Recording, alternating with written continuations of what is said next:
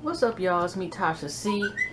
And in this particular video, y'all, I'm actually reviewing the final, the last episode, not including the reunion or the T special, whatever the hell we'll be seeing next week, finally. Um, of Love and Hip Hop Atlanta, season 5, episode 16, or I may just put season finale or something. Yeah. This has been 3 years long overdue as far as long it seemed like the season been going. Of course, again, if we were thinking it was a fight, it was no fight. Even coming to the fact of Jocelyn again, I don't know what's going on here. It seems like cup throwing. I mean, besides Tommy was the only one that threw hands really this season. People have really they've been sponsoring a lot of cups that get spilled on. It's the main thing. We kind of increased it this time for this season for some reason. We keep somehow grab a cup. Just grab a cup. Just throw it at people, grab a cup. It's becoming more popular, okay? Anyways, um, let's get the Terra and KK situation out the way. I don't go particular order. Y'all know how I am. Now, KK and like I said, Terra are now, being cordial. They're throwing King a party. And J Nix comes in, thinking he gonna bring the extra place they got from Party City, whatever, right?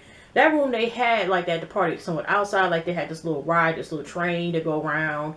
Then, they had the bouncy thing in there, whatever. That room was so pure white. I'm thinking like my behind was drunk or smoked some weed, whatever. I don't smoke weed anymore at the moment. But I'd be like, this room is just too damn white. It wasn't just me or it looked like a scene in a movie or something. I don't know. It was just so damn white. I don't know.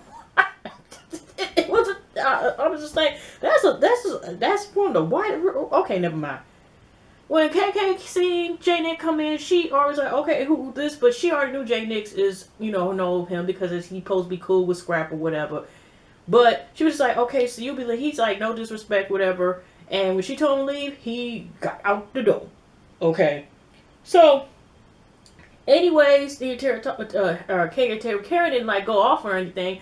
He just said, you can do a little better. You get somebody cute and you look weird, just like kind of roasting, but they're kind of good terms. Then, Scrap calls to speak to King. I already knew it was gonna be a tearful moment, which it was. Cause both babies talking to his daddy, and he's like, have a good time partying. And then the poor baby started crying. He was talking to his daddy, because we all know, and also to mention, of course, and thing that he missed his daddy. And the poor baby, the object was like, this is just too sad. And he was just like, calm down, baby. It's going to be okay, blah, blah, blah. Tara's not taking him to go see his father yet, only because he's too young to know what's going on. But they still, I guess, at least allows him, to talk and communicate with his son, whatever. So it goes from there. But to have the party, whatever, I guess that's just like, also stepping in, which they already said anyway. We have proof that dog moved, y'all. Unless they got one of the buttons or something, they be having like them little puppets things or stuff like that. The dog out there move, but has the dog barked in the season?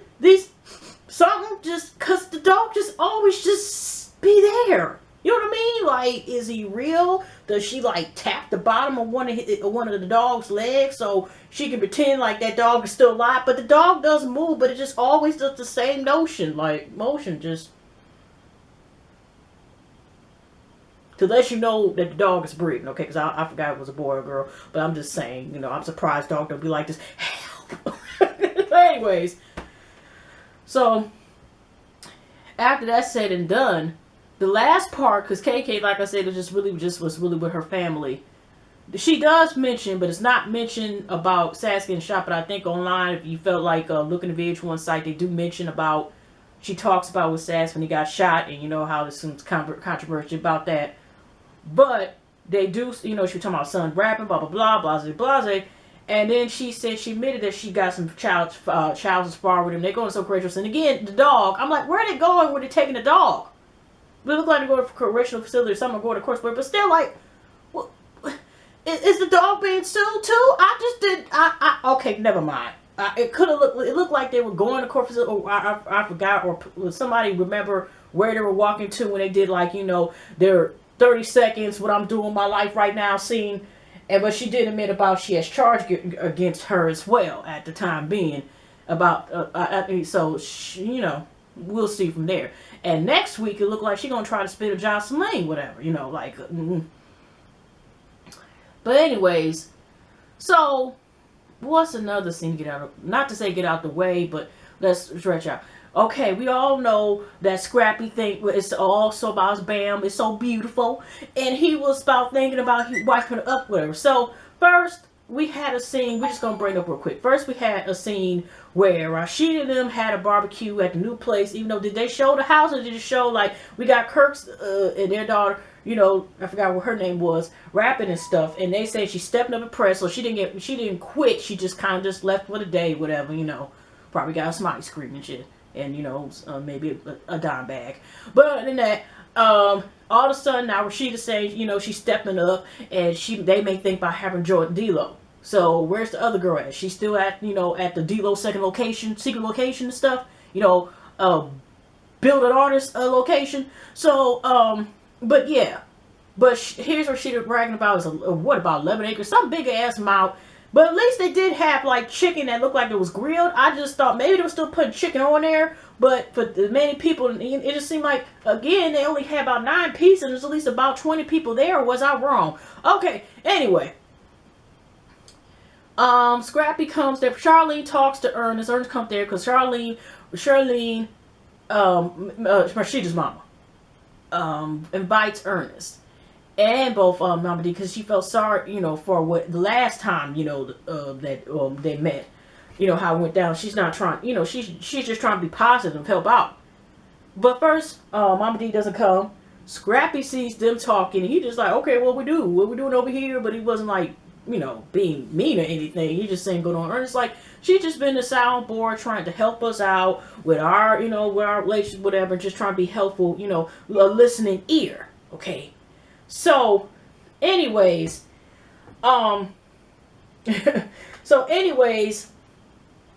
D finally comes, and she comes with this will, right? Because Ernest, so she gives Miss Rashida's mom whatever, but she's like, she got something with Ernest. Ernest, again, she says she pays all the bills. He does not pay now. Ernest, now you already got a broke wallet, and apparently based on what Mama D said, a broke dick too. So I'm just saying is that you got to get that straightened out. Sorry, I probably was harsh for saying it, but I'm just going by Mama D just. But she gives him this will, and it's basically like this, like, you know what? The will, if she's only giving Ernest $1, don't split it in one place. And then she admits later on that Ernest has packed his bags, whatever, at the moment.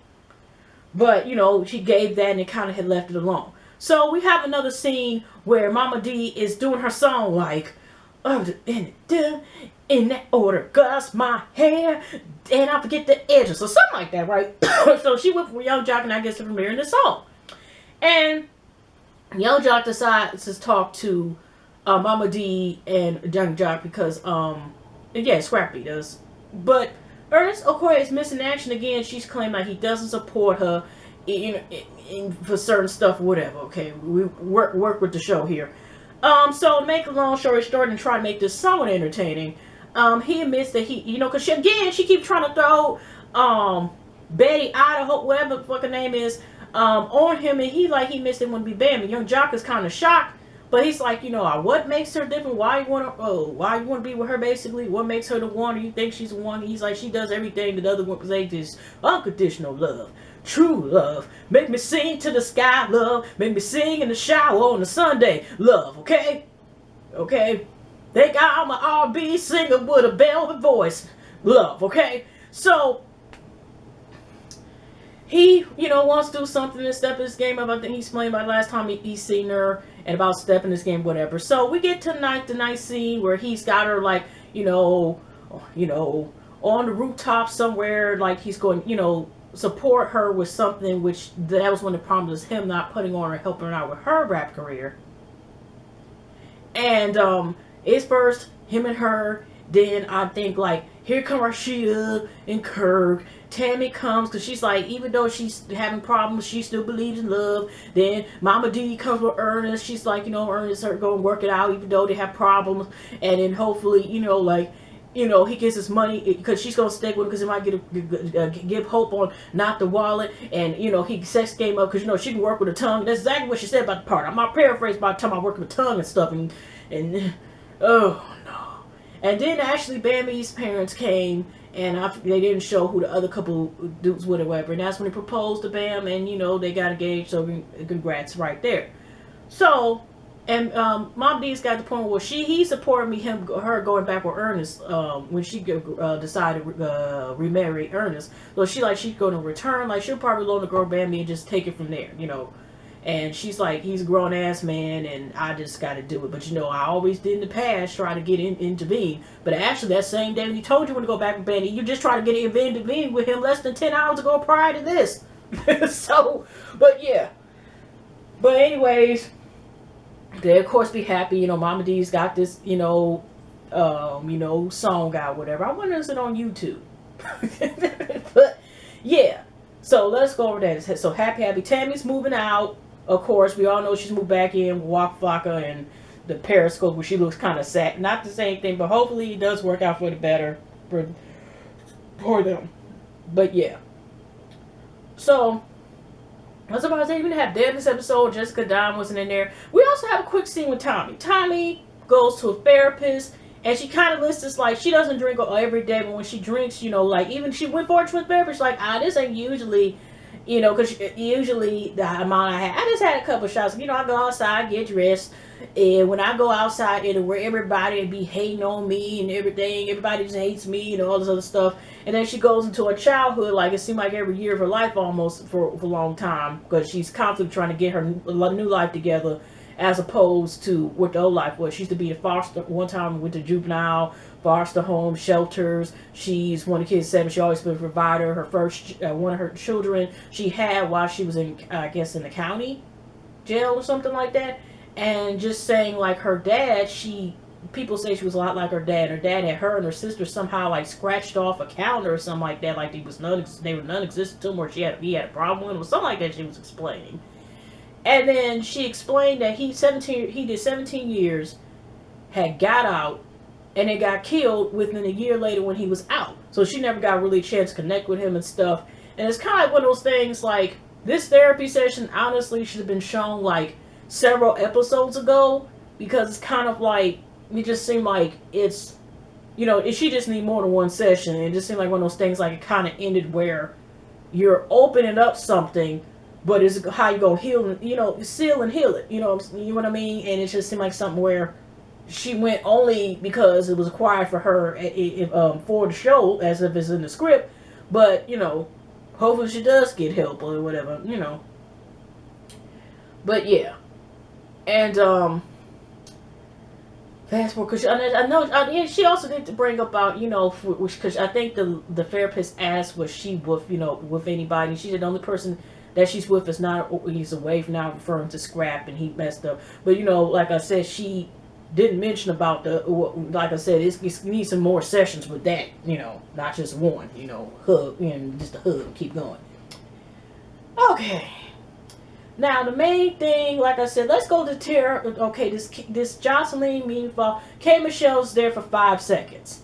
K. Michelle, by the way, also was getting into one of Twitter friends talking about how you leave Arlene, Miss A. Like I said, I don't care. I always get her name wrong. Okay. Arlene, ends up meeting with K. Michelle. But she waits until how long before she asks K. Michelle about why did she leave her? And then, she just said, how people can run up on everything and all this other stuff, and all this, and blah, blah, blah.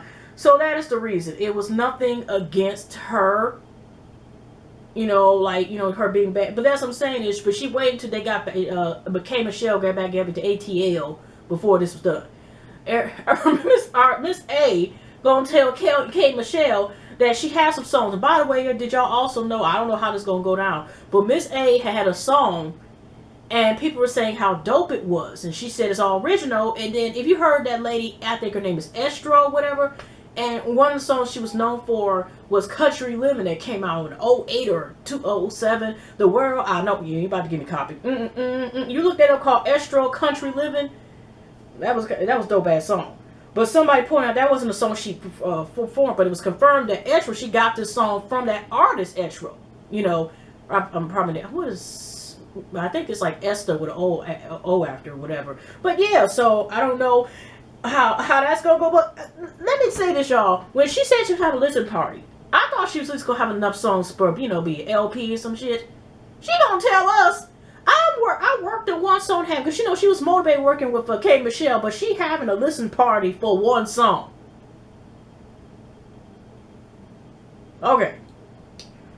And K Michelle decides to tell her to invite Jocelyn because, you know, Miss A was trying to invite K Michelle at first to attend, and K Michelle let us know that really that she is really booked, and that's how she's able to, you know, just slide on out and didn't have to do anything and kept going. And so she's going to invite Jocelyn. And next scene, you know, like Stevie and Jocelyn, the breakup again. And this time, like I said, consider accusations that, you know, Jocelyn's put with Stevie J. You know, I hope that he sticks with, and this is very simple, I agree with Stevie J, but, you know, but the real reality is that if he gonna go and continue to be with her after those accusations, and those some serious ass accusations, and if he did this shit, he needs to be prosecuted to the fullest. But it's just that it's like, you can't turn, you know, if y'all be together next season, if y'all do, if there is another season, like, what the hell? You know? So anyways, he goes, meets with her. They haven't really been talking since she's been, and, you know, back in ATL. They talk, and Jocelyn, again, is always dressed, but it's, like I said, I don't know why she doesn't have a lingerie line yet, okay? Because she's always giving us clothes for the bedroom. You know what I'm saying? I'm not saying that nice. I'm just saying she always dresses for the bedroom, and especially, you know. So Steve and her decide to talk. He said he missed her. She said she does not love him anymore. She is done, and she's mad at him for backstabbing, betraying her. And then Steve, of course, is still disrespected by the picture she took with Rick Ross, right? And then, you know, he finally breaks because she was like, you know, the thing about bringing up the Mimi child support, fake ass babies and stuff like that, whatever. And then I noticed this here, even though he indirectly said, you know, real wife wouldn't do nothing like that. And here she go. So you're not saying my real wife? And he instead of saying nope, because he probably knew she was gonna do this, he just kind of didn't say anything, okay? I'm surprised he didn't go back to playing on his guitar he was playing with, instead of just like when she bluntly asked, he tried not to say wife, he still kind of didn't say, you know, we're not married, it was nothing along those lines. He kind of just kept aside, but he ended up in confessional. He said thank goodness he didn't marry her, and ended up getting her pregnant. And it's kind of like, well, that's still up in arms, because it's still a question mark, you know. Even though it was questionable about her baby, you know, she's, you know, she hasn't said in the past week if she's, you know, showing her baby bump now, so who knows, but we shall see. But anyways, y'all, basically, you know, is again, they breaking up, blah, blah, blah. And then she got a rose, and when he's talking about this kid situation, she needs to apologize because I was wrong about this child, you know, just to get Mimi, get whatever. And then here she like this. 1 baby, 2 baby, 3 kiddos, 3, 4 kiddos, 5 kiddos, 8 to take Chuck E. Cheese, 9 to... How many, you know, petals is on this rose? That's how many kids you have, okay? That's how many you have.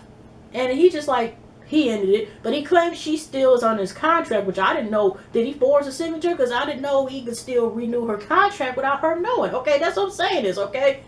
So, she leaves or whatever, right?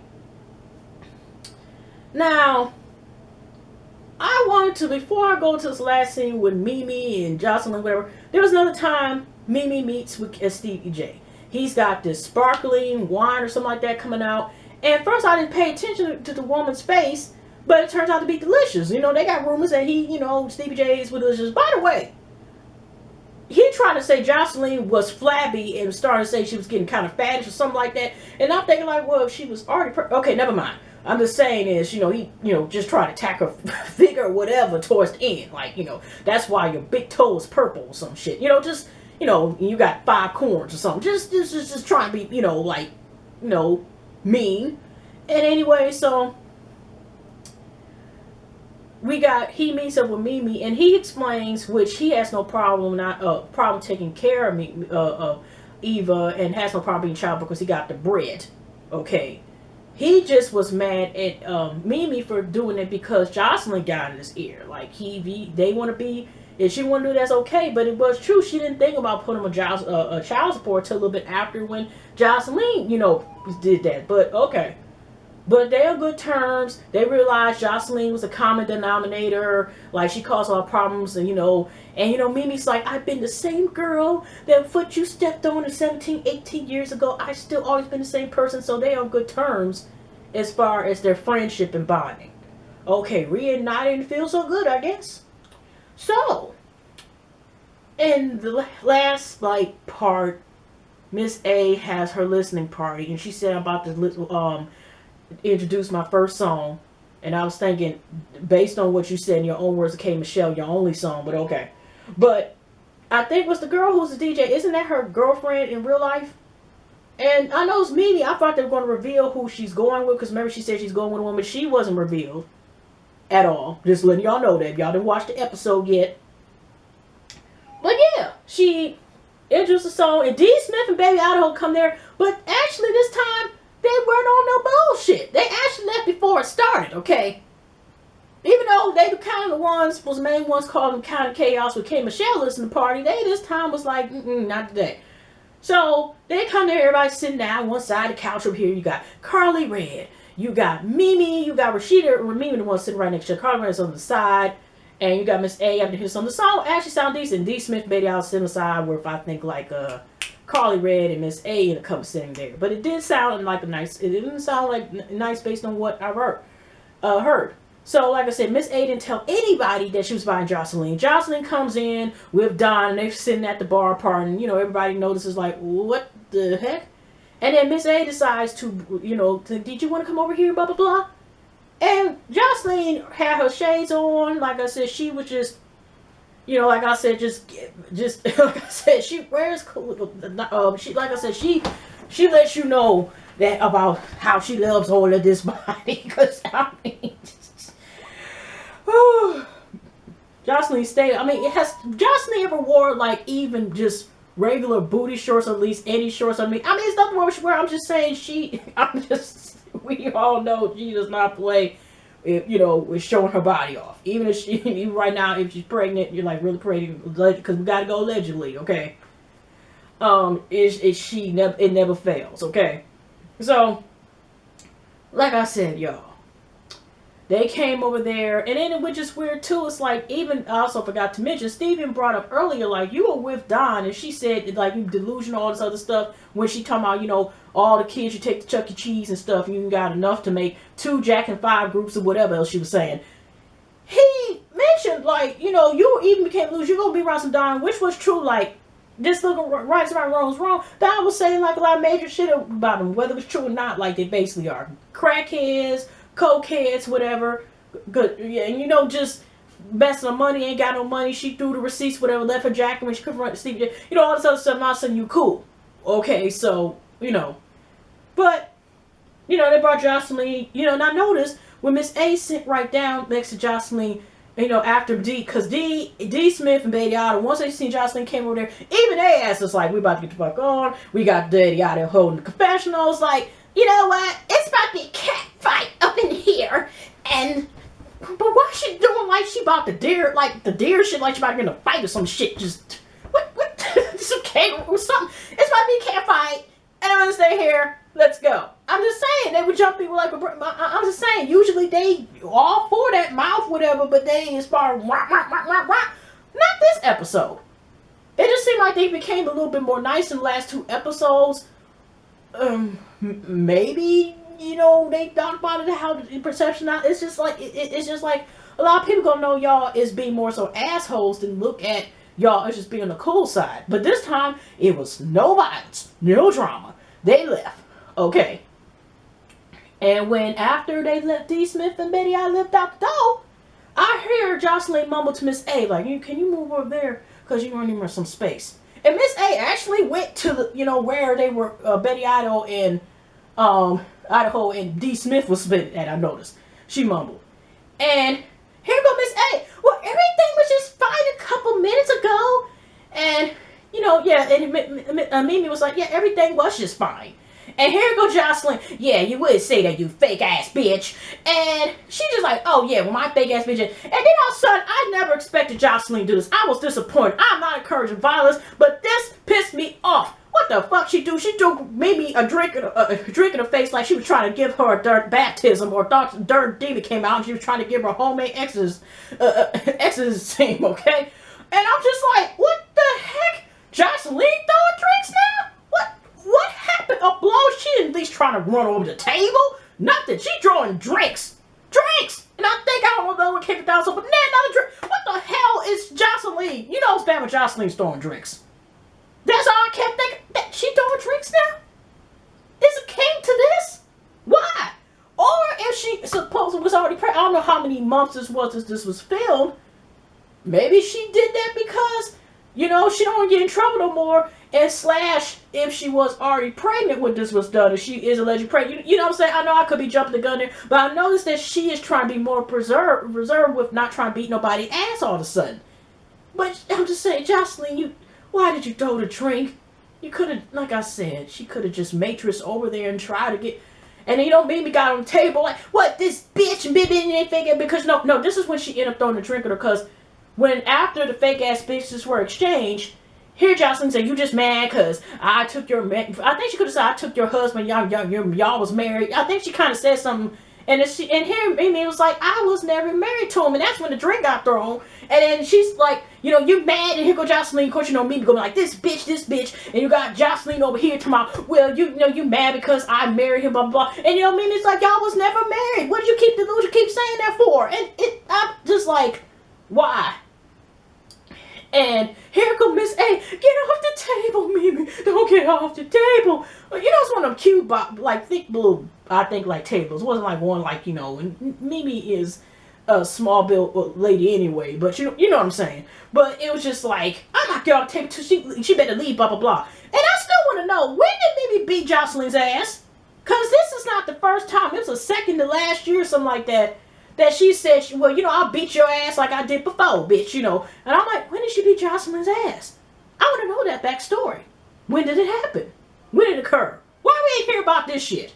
Okay? We hear about them fucking and shit and doing choo-choo trains and shit all across. Like I said, she up there, because I don't know how much is cut off, y'all. I don't feel like we're doing it over. But yeah, she's up there in the bathroom, y'all. I was surprised because I thought she was going to reflect on, you know, just talking about, like I said, I think she did talk about the scrap thing a little bit more, but reflect on her life. But in terms of, like, you know, going from there in her life and, you know, something after scrap leaving. But the thing is, like I said, I was surprised about Terra taking out a pregnancy test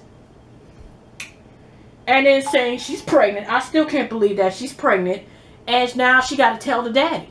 And I'm like, who the fuck is the daddy? And pregnant, we didn't know anything about pregnancy's whole season, but they didn't give an update about Tommy. Tommy just was kind of left hanging. And, you know, that was in the last part. But I'm just saying this again, you always kind of get these half-ass updates unless you follow these people or, you know, follow Instagram, you know, social media and see what's up and going on with them. But yeah, she's pregnant. Again. But she didn't say who the daddy was. And it's like, But she got informed, though. So, yeah, I didn't expect that one. Did I cover everything? Because like I said again, I kind of like, besides Mimi, like I said, she got, you know, water or some alcohol thrown in her face, whatever. But by the way, y'all, after this reunion special, y'all, I got a point that I'm looking forward to season 3 of Love and Hip Hop Hollywood. And I do know, speaking of people throwing drinks in your faces and shit, that motherfucker Jason Lee is back. I seen in the previews for next season.